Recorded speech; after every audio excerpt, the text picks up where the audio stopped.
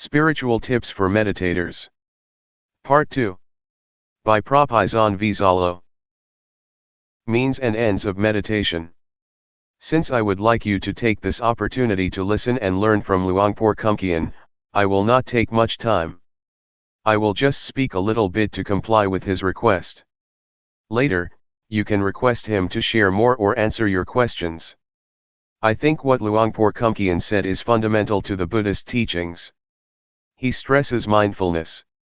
It is very important to practice mindfulness, for it is the heart of Buddhist meditation. When speaking about meditation, we have to bear in mind that there are many kinds of meditation, both formal and informal. In fact, meditation is not an exotic method that has to be imported from the East. Meditation is what we have already experienced, what we have already practiced, whether we are aware of it or not. When you see nature, when you look quietly into yourself, when you reflect on your life, that is meditation.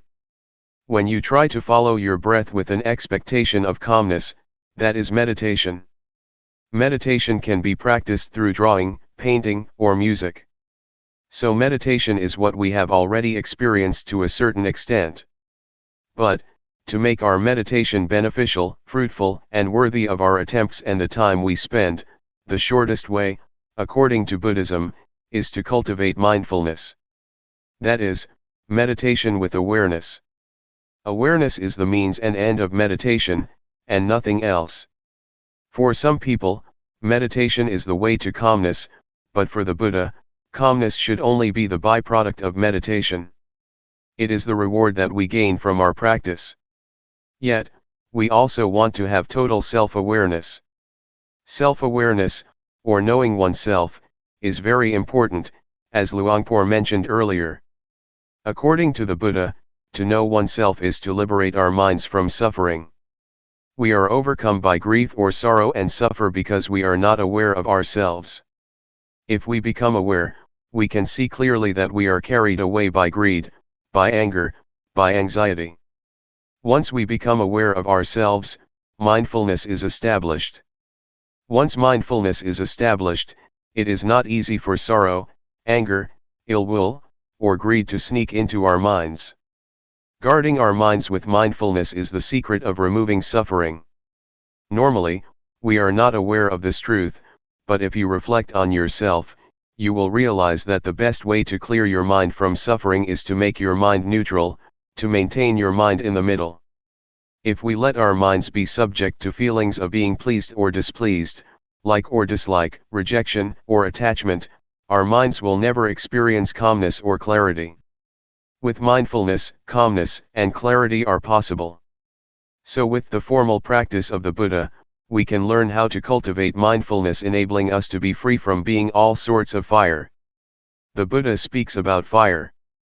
There are three kinds of fire that burn us at every moment, every day, every hour, every minute: the fire of greed, the fire of hatred, and the fire of ignorance. The fire of greed or the fire of desire, be it sensual desire or desire for becoming, always burns our mind, and that make us feel as thought we are lacking. It is quite strange that the sense of lacking is prevalent in Western societies. Despite the material richness, despite the abundance, people are overwhelmed by the sense of lack. They may have a lot of things in their houses, they may have a lot of money in their bank accounts, they may have success in their careers, but people still feel that they lack something. That is why they try to gain more and more, consciously or unconsciously. Mindfulness is very effective at stimulating the knowing element in our minds, the conscious element in our minds. It not only helps us to be awake but also brings calmness, which leads to clarity. And once our minds become clear, insight into the nature of mind is possible. That is why mindfulness is very important. June 8, 1997. The art of meditation. You may have noticed the relationship between body and mind during your practice. They affect each other and we should make the best of them for our practice. You may have observed that when you are upset or mentally tense, your breath may become shallow or you may have chest or leg pain. If you understand this relationship, you can learn how to relax your mind by controlling certain parts of your body. For example, breathing deeply can help you relax. If you want to gain or to attain a desirable of mind, you cannot force the mind directly, but you can condition it by making your body more conducive to the state of mind. The mind is uncontrollable, but it can be conditioned indirectly, by either the body or external surroundings. For example, if you are in this room, you may feel drowsy, but if you go outside, you are refreshed because of the open air, the open space. The drowsiness disappears. That is the relationship between external surroundings and the mind. Use this knowledge of the relationship to the benefit of your mind. If you sit upright during sitting meditation, for example, it is easier for the mind to collect, to concentrate, and to be calm, but if you lean against a wall, you may be sleepy. If you feel very tense, lying down will be helpful, but if you feel normal, lying down will make you sleepy. This is the relationship between body and mind. Please learn how to take advantage of this relationship to improve your practice. During walking meditation, for example, if you feel distracted or your mind becomes busy and wanders without end, walking more slowly can slow your mind. Your mind will be less distracted. The speed of your walk can affect your mind. If you feel tense because of your inward attitude, your mind turns to look inward, stopping the thinking process. In this case, walking faster can help to release the tension. The position of your head also affects your mind. As I told you a few days ago, if you lower your head too much, tension tends to arise because your mind is turning inward. But, if you walk and have an indefinite gaze outward, your mind wanders easily and can be easily distracted. So, positioning your head appropriately will moderate your mind. You have to find the speed that is appropriate for you, not too fast, not too slow. This is an art. Meditation becomes an art because you have to find the balance on your own. If you walk too slowly, your mind becomes tense because it looks inward and concentrate too much on the body and on the thinking process, so you have to speed up. There are two extremes. One is to wander a lot distractedly, and the other extreme is to take it very seriously, to push oneself very hard, trying to stop or to suppress the thought. The one just follows the thoughts, the other wants to stop the thoughts. These are the two extremes. In this practice, we neither stop nor follow the thoughts. But how? This is the point of balance. I myself have to adapt. When I feel tense in my legs, I walk slowly. If I walk any faster, I cannot get through the 7 days retreat. Normally, I do not practice the intensive retreat for the whole week, just for a whole day. The rest of the week I do it indirectly and then I may do something else. But to practice 7 days, we have to learn how to do it without being exhausted. It is like marathon walking. If you push yourself very hard at the first kilometer or on the first day, the rest of the days will be disastrous. You have to know how to save your energy so you can go through the whole retreat or marathon. There is no one standard or formula for everybody. You have to find your own way. If you feel tense, it is better for you to look far to relax. When I first practiced, I look inward so much during the first 3 weeks that I developed a lot of problems. I could not raise my hands or sleep because I tried to suppress my thoughts. I had to cure myself. To turn my mind outward, I had to look at a specific point, during my walking meditation for almost 3 weeks before I felt better. I think for me to look forward, to look far, is good in that situation, but after that I have never used the method again. Now I just look down on the floor but not too much. Luangpor just said, feel relaxed, and just be aware, but I did not know how to apply his teaching to my situation. I think what Luangpor said about the balance is very important. To be aware is to be on the middle ground between following your thoughts and suppressing them. I like to compare awareness to an egg. If you hold an egg tightly, it will break, but if you do not hold it, it will fall. So, you need to hold the egg firmly but not too tightly. For awareness to be possible, you have to handle gently, as if you are holding an egg. If you force your mind to concentrate, to stop thinking, to achieve something better, or whatever, you are going to crush the egg. But if you feel completely relaxed and do not take it seriously, it is like dropping the egg. So, in this method of practice, just hold your mind gently. It is how to do this that is the problem. Nobody can tell you. You have to know how to gauge and how to adapt your mind. It is like riding a bicycle, you have to hold your body in balance. If you are stiff, holding the handles of the bicycle very tightly, your whole body becomes tense and you will fall. So, bicycle riding is the art of keeping your body as well as your mind in balance. The same goes for meditating.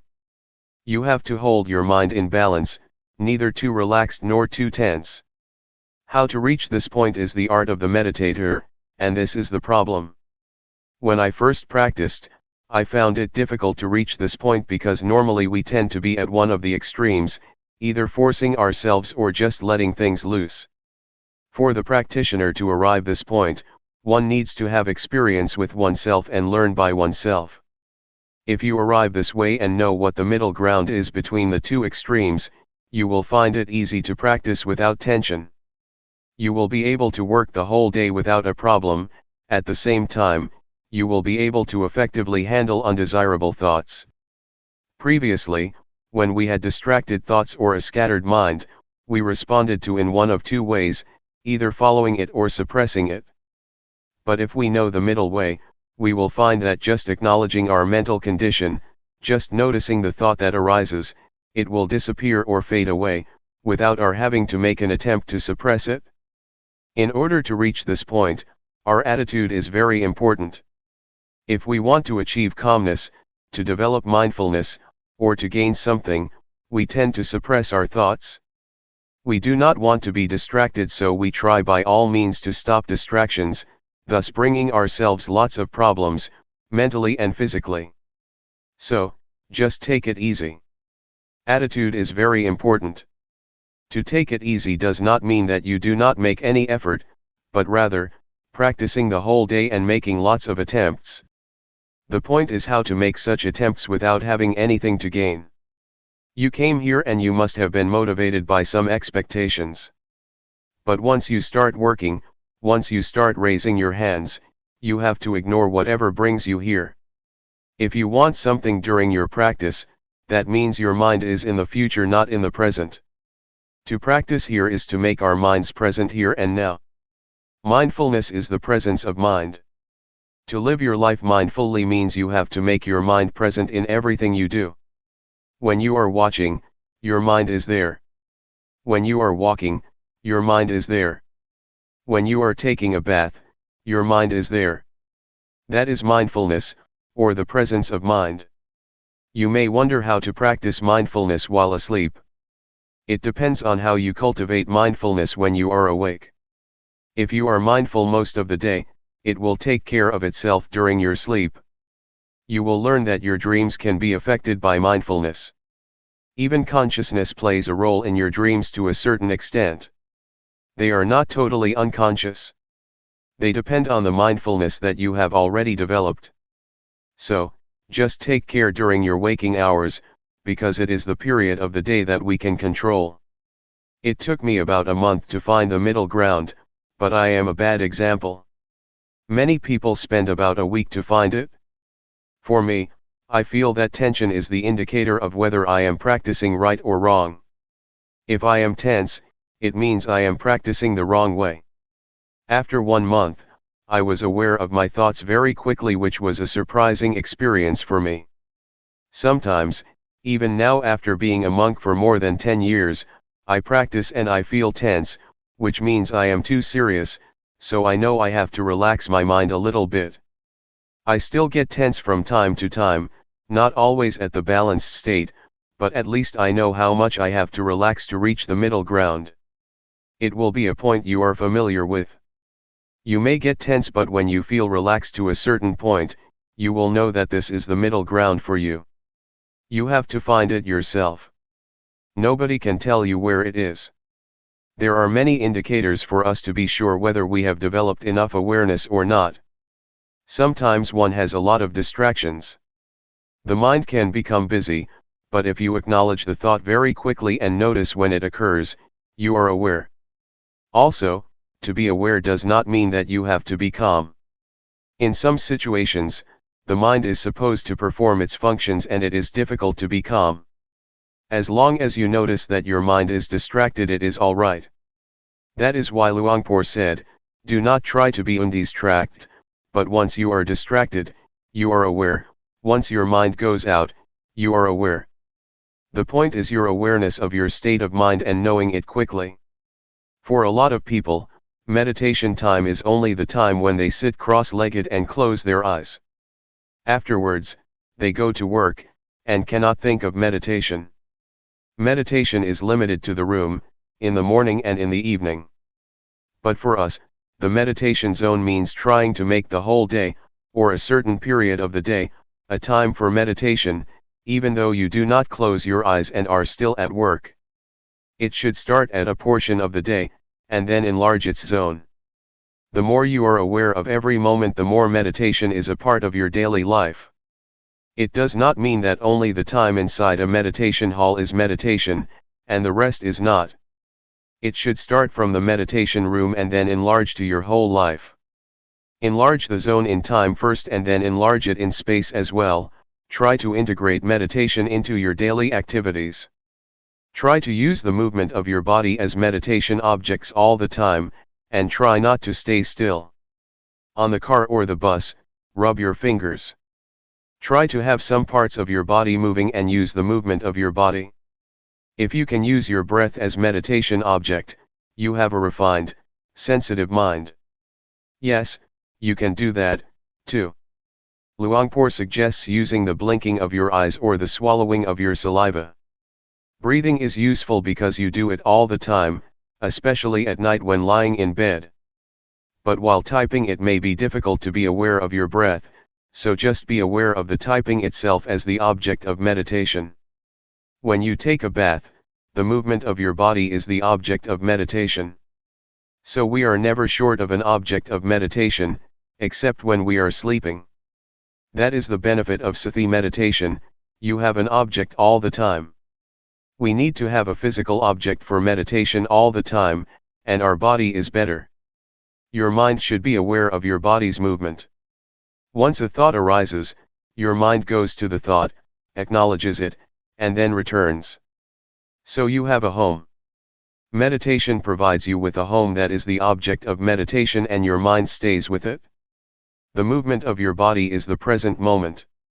To be mindful is to be present in the present moment, so we try to provide a present moment for the mind, the body's movement. When you become distracted by a thought, that is the present moment too, so the mind should be mindful, but since the thought is undesirable, we just let it go and come back to another present moment, your body's movement. It is okay to shift awareness from one type of your body's movement to another frequently if you are skillful. If you are an adept practitioner, it is not difficult to shift. Try not to practice only two postures, because if you practice only walking and sitting, you may find it difficult when you want to be aware of additional activities. You will not be adept enough to apply mindfulness to that activity, because you have only been using rhythmic meditation and walking meditation all the time. So, you have to be adept, to be skillful, to apply mindfulness to every area of life. For example, in a normal situation, I would use the rubbing of my fingers as an object, but, if I am tired, I can concentrate on my breath because it will turn my attention away from the tiredness of my fingers. It is the same with walking. If I walk or climb up a mountain, at a certain point, I shift my awareness to the breath because my legs feel tired. This is the way to release tension. You can shift from one to another. In Thai, we called it a toy or hobby. We change from our routine to a hobby, and then we change back again. To make meditation more entertaining, we find something strange, something special, something new to play with, and then after we feel we have had enough, we return to the main posture. Please try to apply mindfulness to another postures or activities, not only in daily life but in the retreat too. When I practiced with Luangpor Teean, sometimes he asked me to clean the floor. He gave me a broom and asked me to be aware when I was doing that job. He wanted me to not stick to the two main postures. During the first few minutes, I felt disturbed, unable to be mindful of the work, because I had limited my activities to only two postures, and did not know how to apply mindfulness to that work. But later I knew. In Luangpor's retreat, he also likes people to stay with sitting and walking, but he will provide you with some work to do like cleaning the toilet, because he wants us to be skillful in every activity, otherwise you will not be able to apply it to other activities after the retreat. July 9, 1997. The middle ground. As you already know, we are training our mind to reach the middle ground, that is between the outward-oriented mind and the inward-oriented mind. Do not try to turn your mind too much outward or too much inward, to follow your thoughts or to stop them. The middle ground also means trying to avoid being lazy due to being too relaxed, or being strained due to too much tension. It also means that we have to avoid the two extremes of indulging in pleasure and indulging in pain. What does it mean by that, indulging in pain or indulging in pleasure? It means that when you recall a good memory or refreshing images you get high, and when you recall unpleasant feelings in the past, a bad memory, you get low. If you are moved like that, that means you are already indulging in pleasure or pain. If you are stuck in the pleasant feeling, that means you are indulging in pleasure, which is one extreme. If you get low or become angry, because of your thoughts about somebody that you have bad experiences with, you become dragged down by such thoughts or memories, or if you feel upset because of dissatisfaction with your practice, means that you are indulging in pain. So, to avoid these two extremes means try to keep your mind normal, stable, and unmoved by pleasant or unpleasant feelings, good or bad thoughts, good or bad mental experiences. So, you see that the term middle ground means balanced. It has a broad meaning. It means that you do not follow the thought or suppress the thought, turn your mind too much outward or too much inward, be lazy or push yourself too hard, or indulge in pleasure or in pain. It is the art of meditation to keep our minds in balance, to reach the middle ground. You may feel it is very difficult to attain this state of mind, even though you have come closer to it. Sometimes, you have already attained that balance, but you may be dissatisfied with it. You do not realize that you have already arrived at the middle ground, so you push yourself harder and go beyond that point, moving towards another extreme. Sometimes, your mind is too much inward so you try to relax, but you relax so much that you pass the state of balance, wasting a lot of time. Sometimes, you do not think this is the point that you need to attain. You think, oh, this is not the state of awareness because so many thoughts are still coming up, so I have to push myself harder. You are not satisfied with that state of mind simply because you have some expectation, so you keep passing the state of balanced mind without realizing that you have already experienced it. I think expectations are sometimes illusory. They are dangerous because they can deceive us, so we have to be very careful. We have some expectation about awareness, so we have already adjusted our mind to the expected state of awareness. Since we do not feel the calmness that we expected, and we feel thoughts still arising, we keep ignoring this state of balanced mind. I am sure that you have already experienced the state of awareness, the state of balanced mind, even though you may not realize it. So try again that you may find it and have confidence in it. Another point that I would like to mention is that, aside from keeping our mind in balance between the two extremes, we also need another art, the art of reconciling two opposing values. We face conflicts in our daily lives between freedom and discipline, between diligence and concentration. If you are too diligent, your mind becomes distracted, but if you concentrate too much, you tend to be lazy. The point is how to reconcile these two opposing values. Right and duty are another pair of values that we have to reconcile. Individualism and communalism are also two opposing values that we have to reconcile, or our lives will suffer. We also face the same dilemma in meditation practice. It may be even more difficult than what I have already mentioned. One is to take it easy but to try hard. Luangpor always stresses this: relax. Take it easy, but try hard. Take it easy but keep trying all day. It is quite contradictory, but you have to reconcile these two or you cannot make progress. Luangpor Teean always said, take it easy, but seriously. Luangpor Teean, unlike Luangpor Teean, would give you only a 5-minute talk. At his interview, which lasted less than 5 minutes, he kept saying we should take it easy but seriously, or take it easy but do it all day. I was quite confused then, but now I understand what he meant. I think this is the kind of training that is very useful for our daily lives, because it is the art of working happily and more effectively. To be happy and to be effective is a pair of values that may seem to oppose each other, but that can be reconciled. During the practice, you have to learn not to expect anything, to just work. If there is too much distraction, that is okay. If you suffer, that is okay. If you are frustrated, that is okay. You have to learn this attitude, because if you want to gain something, to attain calmness, to be aware of your thoughts as quickly as possible, you will be inclined to keep turning your mind inward, trying to suppress your thoughts. You will keep watching your thoughts all the time and end up ignoring the awareness of your body. Luangpor always emphasizes that we should grasp our awareness of the body, and ignore our thoughts first. But normally, in my experience, I seldom remembered this instruction. I tried to stop my thoughts, to suppress them, because I wanted to win. I did not have much time, so I wanted to attain the result as soon as possible, and I got stuck. After 3 weeks, I could not practice anymore. I could not do the hand postures because once I moved my hands, after only a few minutes, I got a headache and I suffered. With a headache and a lot of pain, I could not sleep. I made a vow to practice with Luangpor Teean for 1 month, and 3 weeks had already passed with only 1 week left. Feeling hopeless, I decided that I would leave the temple after I finished that week. So I just walked without any expectations, just waiting for my time to finish.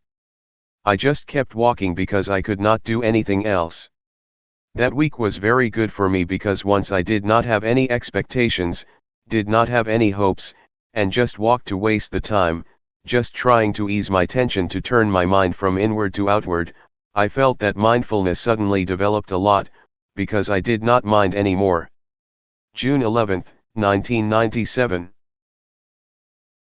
Practice independently. The truth, I think, you have to see it. You have to see the truth for yourself.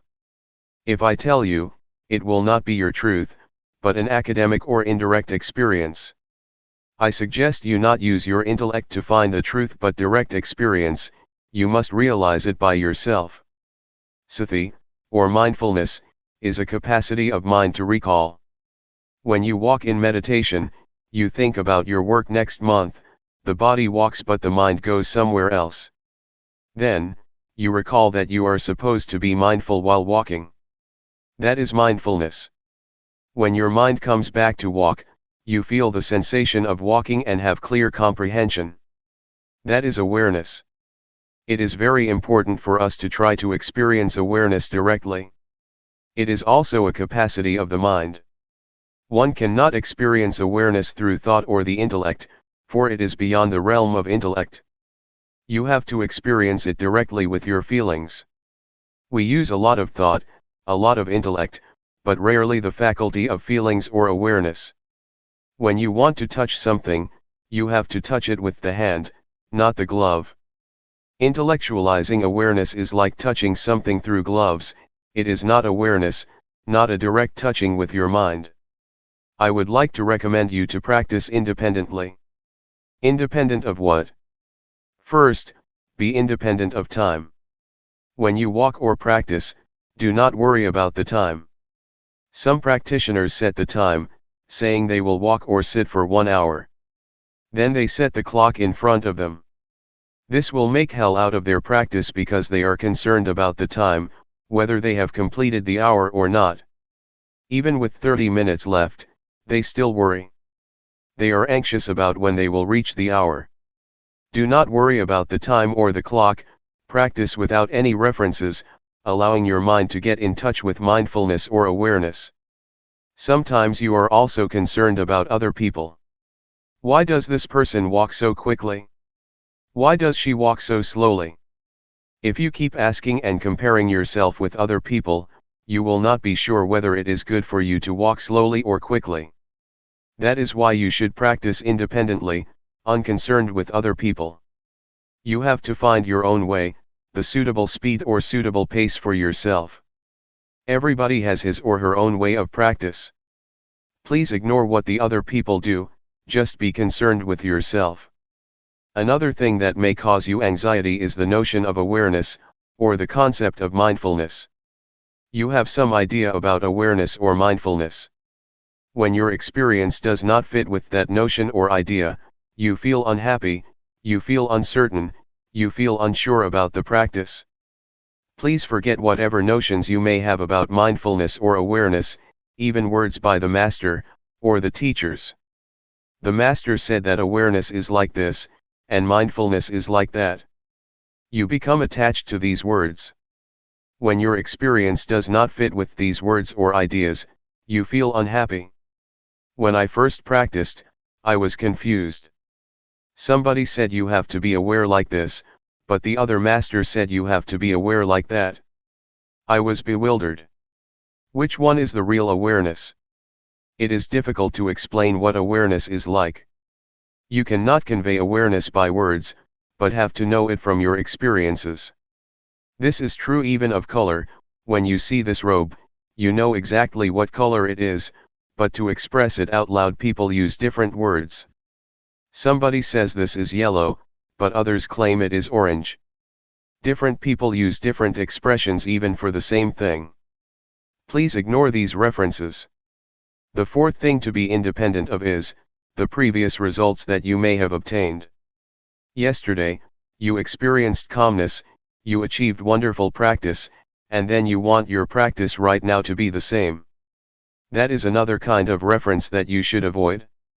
If you have such references or if you are concerned with past results, you may be unhappy. They will never fit with one another. Ignore the results of the past and start again at the present moment. Practice independently, independent of previous results. It is already the past, let us ignore it. However good your experience was, be it calmness or tranquility, do not try to repeat it again or you will be disappointed. Why?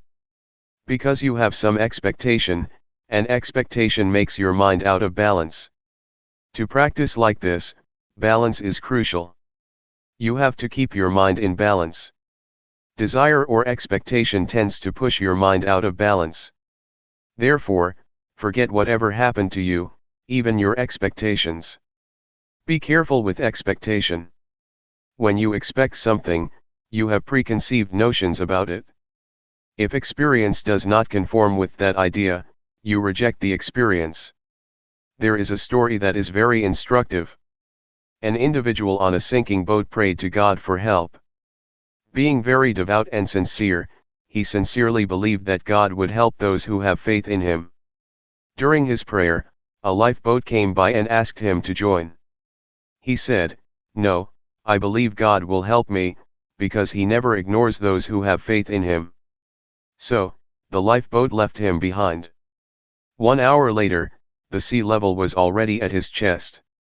A fisher's boat came. He said, "No. God will help me." Another hour later, the sea level was already up to his neck. A patrol boat came. He replied again, no. So, he drowned and went to heaven because he was a good person. When he met God, he asked, God, why did you forsake me?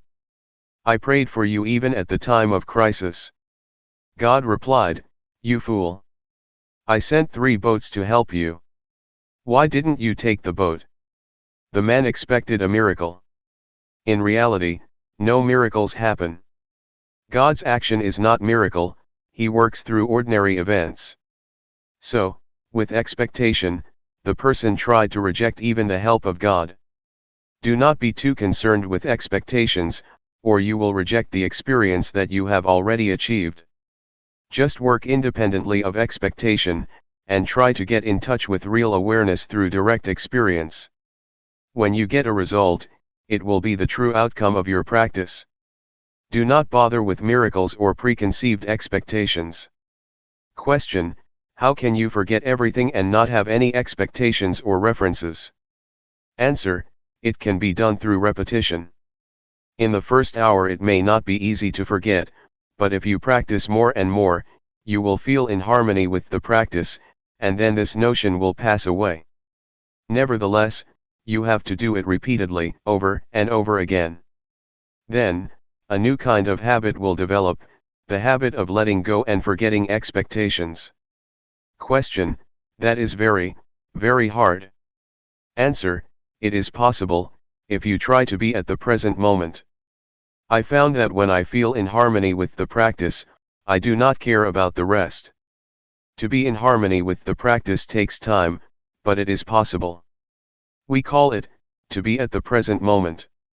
When you have developed that habit of being at the present moment, you will be less distracted by expectations, by time or schedules, by other people's practice. Question: are you suggesting that we totally ignore previous experience on how to get there? Answer: I suggest you do that when you start the practice.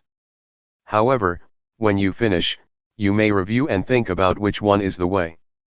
During the practice, try to be at the present moment, otherwise, your previous results will distract you from the practice. Question: when we start the practice again, we will take reference of the previous experience, right? Then, how can you practice independently? Answer: a kind of habit will develop within you. Question: right, I see what you mean, inherit a habit from the previous practice instead of knowledge. Answer: yes. It has already happened to you, because all of you have been practicing for a long time.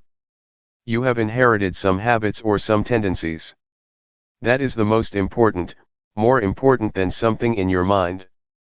Question: not to be guided by thought, but by your natural movement or habit. Answer: yes.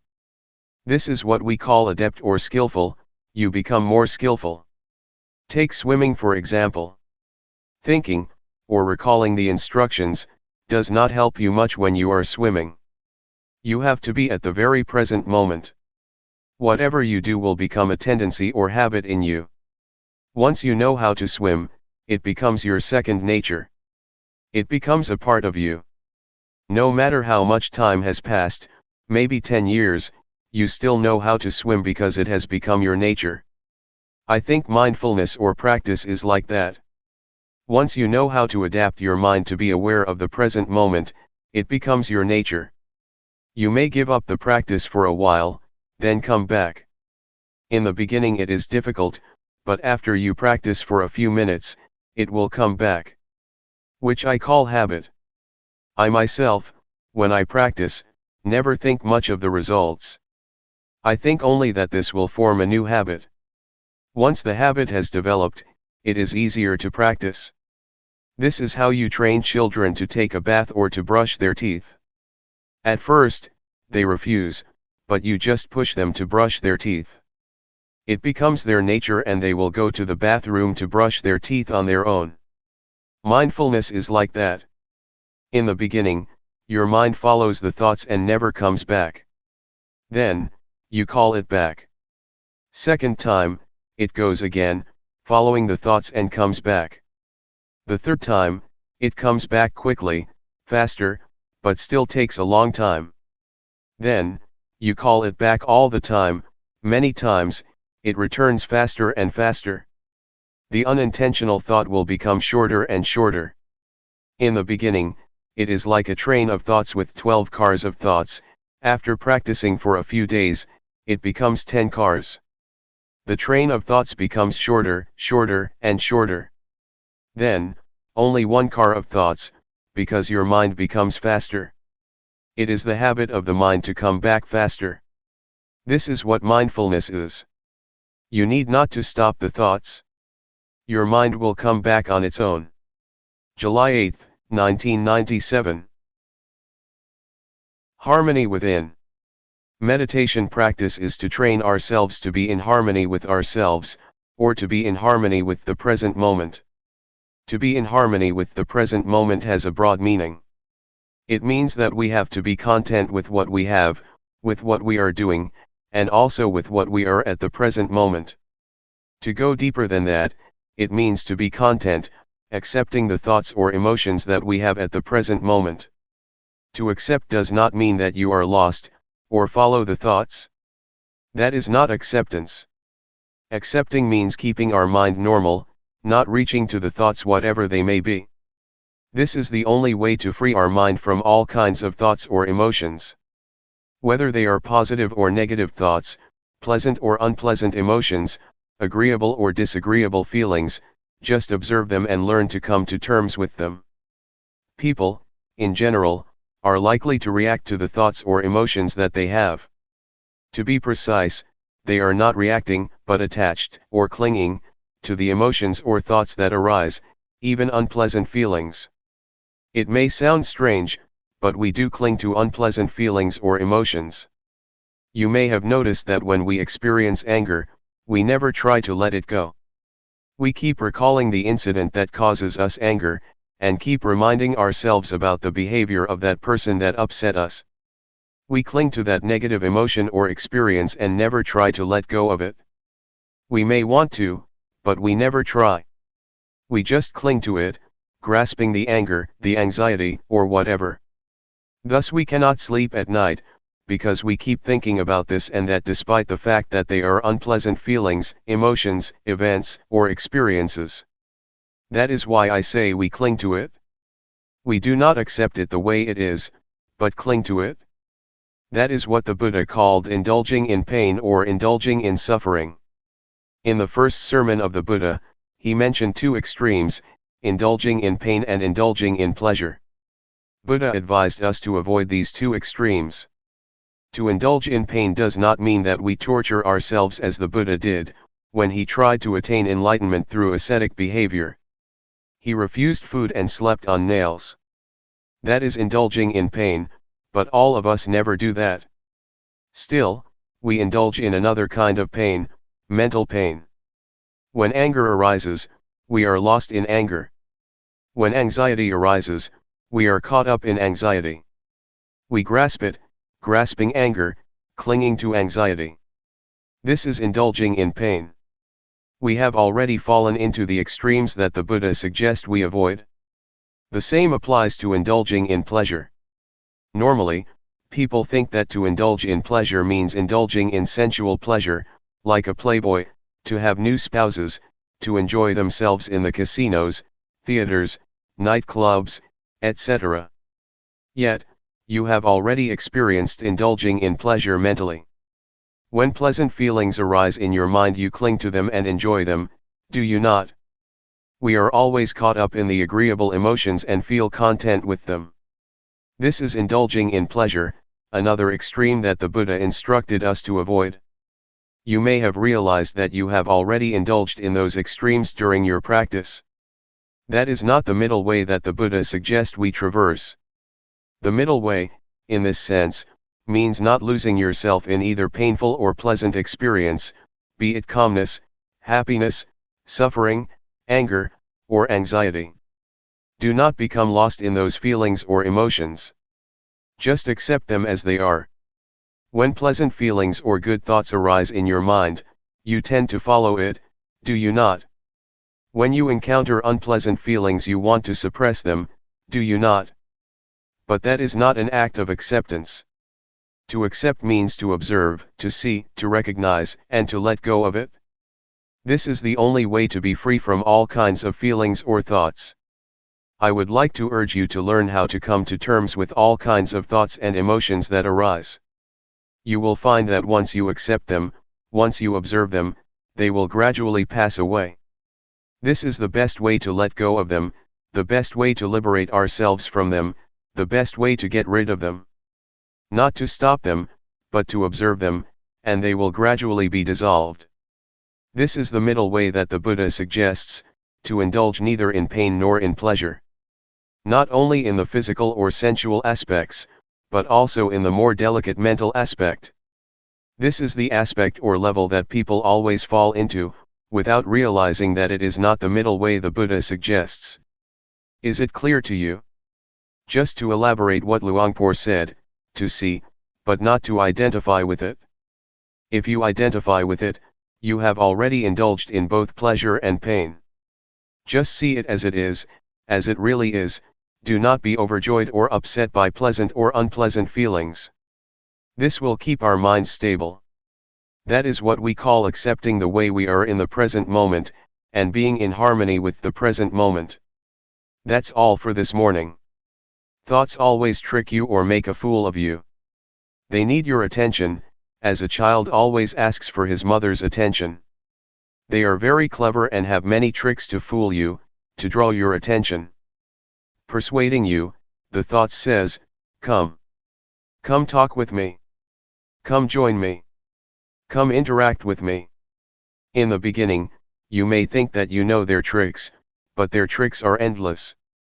When I practice, I say to the thoughts, no, I will not interact with you.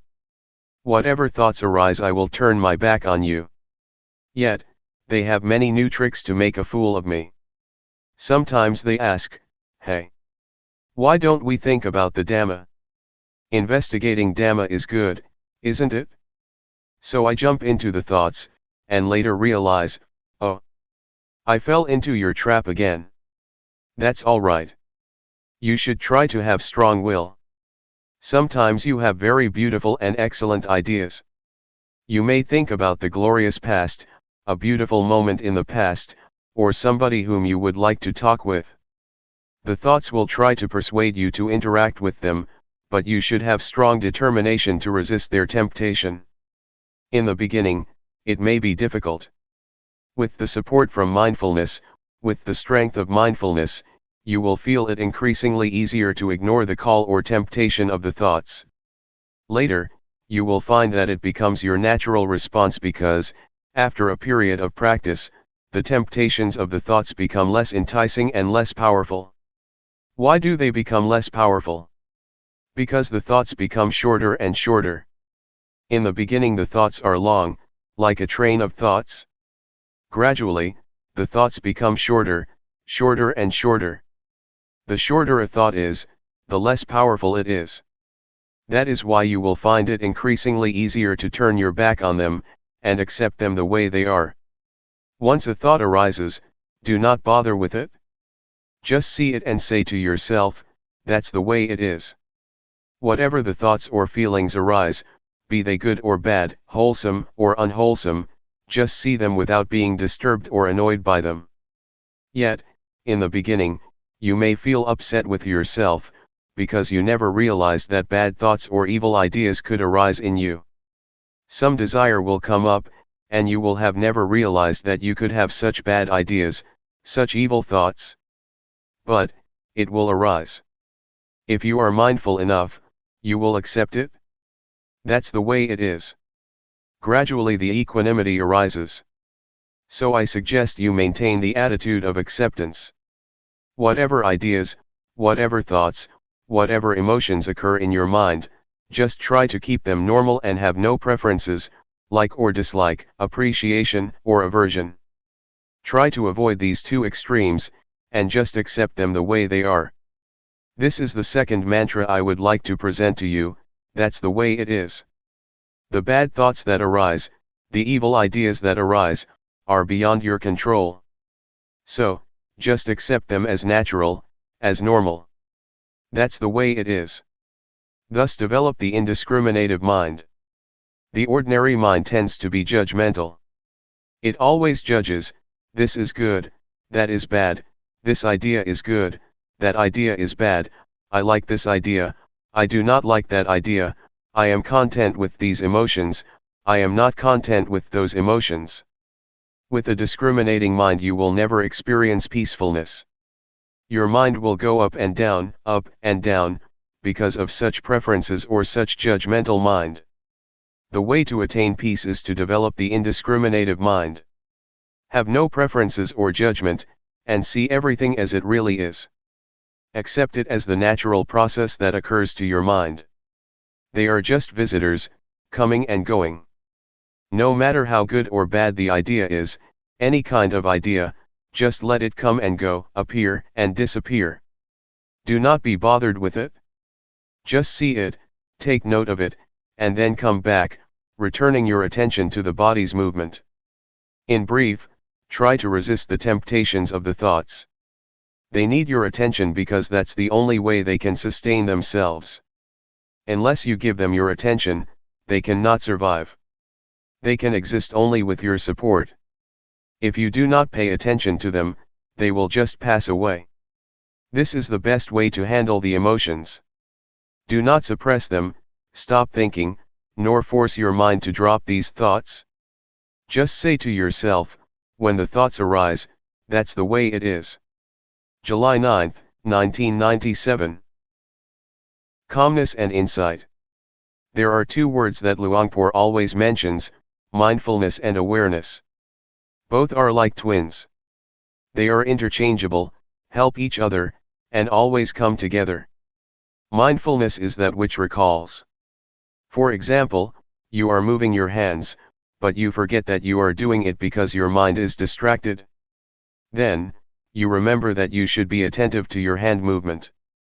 That capacity to recall is mindfulness. Mindfulness recalls and brings your mind back to the action of your hands. When your mind is attentive to your hands, or to any activity, you become aware of your body, aware of yourself. This is awareness. Once you are aware of any activity, you know what should be done as far as that activity is concerned. This is clear comprehension, another function of awareness. When you are aware of an object and attentive to it, your mind becomes increasingly collected and composed, thus enhancing concentration. Awareness also gives rise to and strengthens mindfulness. Sometimes, while you are supposed to be aware of your body's movement, your mind becomes distracted.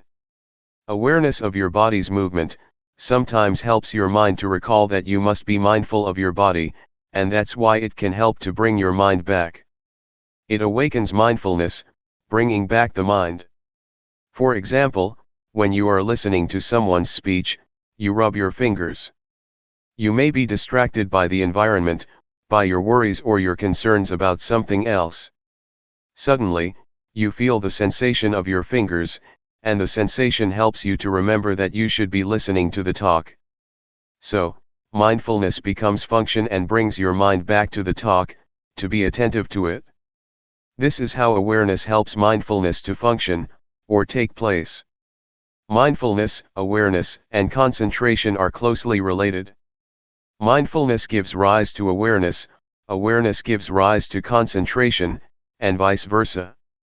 They help each other, enhancing each other. Don't be confused when Luangpor sometimes mentions mindfulness, and a few moments later he mentions awareness or mindfulness and awareness. They are the same. Technically they are not the same, but in practice they work very closely together. Briefly speaking, mindfulness brings the mind back to the activity or meditation object. Once your mind is with the object, you have awareness, you know and you see clearly. With the functions of mindfulness and awareness as I mentioned, two things will occur. The first is calmness.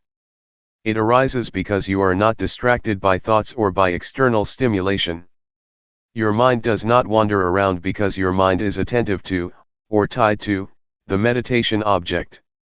Thoughts may arise in your mind, but they are short and do not disturb you much. You may feel hot, you may feel cold, but it does not give rise to anger or upset you, because mindfulness brings you out of the anger or negative qualities, and back to the object of meditation. But, if you do not have an object of meditation, your mind can easily be caught in the anger, that is the result of unpleasant feelings. So, mindfulness and awareness help you to let go or be free from the discontentment. That is why calmness and relaxation are possible for the one who has mindfulness. The second thing that happens when you have mindfulness is wisdom, or clarity of mind. It happens because mindfulness and awareness keep your mind from liking or disliking, from being up or down, from being content or discontent. They keep your mind stable and without bias. If you have preferences, if you are discriminative and like or dislike, you have bias and you cannot see things clearly as they really are. This will not be the case if you have mindfulness. For example, when anger arises, you will not be caught up in it, you will distance yourself from it and see the anger. You do not reject anger, but just see it. You can see how it exists and how it passes away. But, if you get into the anger, you cannot see, and you cannot know the anger. Just as when you are in this hall, you cannot see what this hall looks like, unless you go outside, only then can you see what the Kuan Yin Hall looks like. You have to be outside so that you can see clearly what or where it is. How can you be outside the anger if you do not have mindfulness? Mindfulness helps you to be outside the thought and see it as really is. That is why Luangpor always emphasizes that, you have to see. You should know. You should not be lost in any kind of thoughts, be they good or bad, of pleasure or pain, so that you can see and know. Truth will reveal itself. In short, as I mentioned, there are two kinds of results that will take place, calmness and insight, or wisdom. Yet, you should bear in mind that calmness is not the primary aim of this meditation. The primary aim is insight. If you take calmness as the primary objective, it is easy for you to become lost in calmness, and then you cannot even see what it is. Just recognize that calmness is like this, when it manifests itself, and do not be overjoyed with it. Just see that that's the way it is, and then try to maintain your mind to see, to be clear, keep knowing, keep observing. That's all. This is just to make a brief distinction between mindfulness and awareness, and to highlight their main functions as well as how they work together. Practically, they have more functions than what I have just mentioned. July 10, 1997. The point of balance. As you may be aware, Luangpor tries to suggest that you not watch your mind or watch your body closely. There are some justifications for that. In our daily life we tend to do a few things at the same time. You should allow your mind to be aware of your whole body rather than only a particular part of it. Otherwise, you may make mistakes in your activities. For example, when I began my practice, one day, I finished my lunch and had to throw the leftovers into the waste basket. Since I did not know how to practice properly, I forced my mind to concentrate only on my feet, while I was walking to the waste basket. When I arrived at the basket, I threw the leftovers into the basket, and forgot that not only the leftovers but the fork and spoon were also thrown away. Why? Because I concentrated too much on my feet. I did not allow my mind to be aware of my whole body, to be aware of the act of holding the plate with the leftovers and the fork and spoon.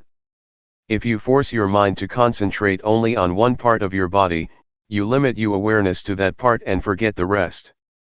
There is another story of a practitioner, who wanted to concentrate on every act of her movement in detail. Before she went to the office she had to get dressed. She concentrated on her act of dressing very consciously and very intensely. When she took the shirt, she concentrated on it. While wearing the shirt, she also concentrated on every movement of the wearing. The same applied to putting on her trousers, her socks, and her shoes. When she went to work, it took more than an hour for her to realize that she forgot to zip her trousers. It's okay if you walk with too much concentration in a walking meditation, it's not much of a problem because you only have one act. Yet in reality, You have many acts at the same time. You walk and you hold something in your hands. When you drive a car, you have to look at the road, and control the steering and the speed with your hands and legs. These require your total awareness. Focusing your mind on only one particular part of your body, will cause problems. I have spoken only of the physical aspect or the aspect of the body activities so far. This principle also applies to the mental aspect. If you force your mind to watch your mind closely, you tend to block your thoughts. When there is no thought, you do not learn how to let go of it. You should allow thoughts to arise, so that you learn how to let go of the thoughts or emotions.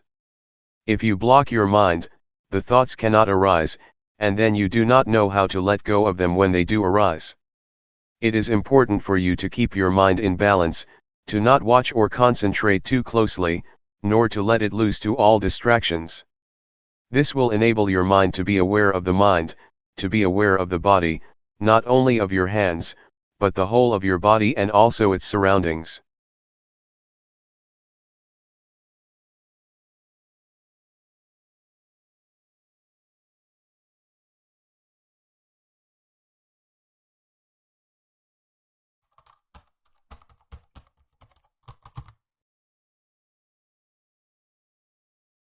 May all beings be at ease. Whatever living beings there may be, whether they are weak or strong, omitting none, the great or the mighty, medium, short or small, the seen and the unseen, those living near and far away, those born and to be born. May all beings be at ease.